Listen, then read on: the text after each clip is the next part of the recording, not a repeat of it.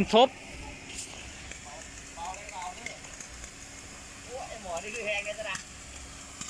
อัดลมเด้ยังมีอากาศอยู่ในเนาะเบาก็ไม่ไอมอนคือว่ามอนเซ็กหัว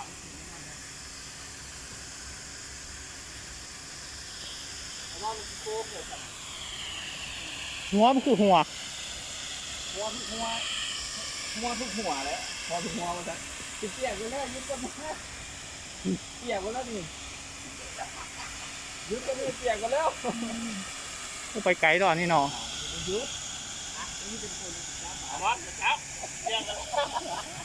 บุรอดเนี่ยผู้เดียวถึงคือหัวคืออะไร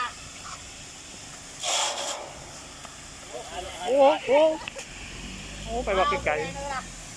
คือหัวนี่เหงกับหัวนั่นอีกอากาศหลาย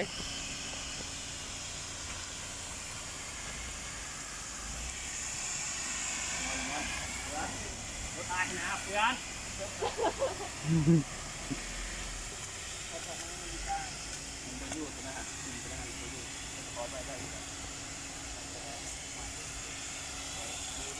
เดี๋ยวซื้อมาเลยสุดเด่นมาเลยนะ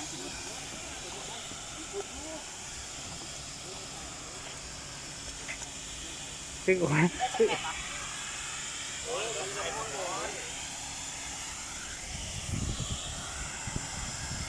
ถ่ายตัวนี้ได้นะ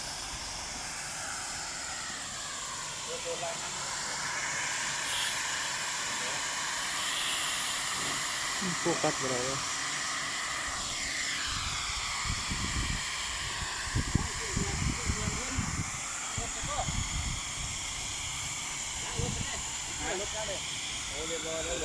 สีออกเลยอ่ะยานติดสี่ลูกไอ้ทิศลองมาจับดูสิปิวไปนะมูล่ารักมันปิวใช่ไหม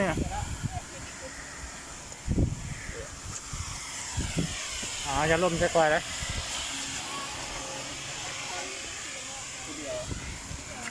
มีคนยูทางนั้นเอามีคนยู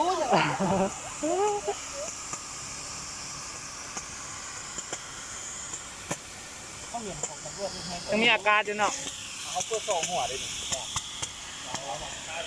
ยังมีอากาศดังปัด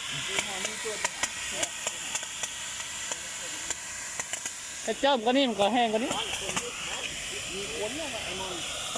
โอ้น้ำยังเกลือนเนาะน้ำเกลือนเนาะ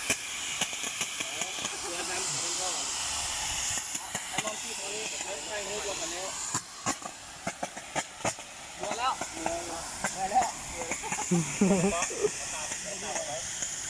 ดี๋ยวเอาข้ามอันนี้ไป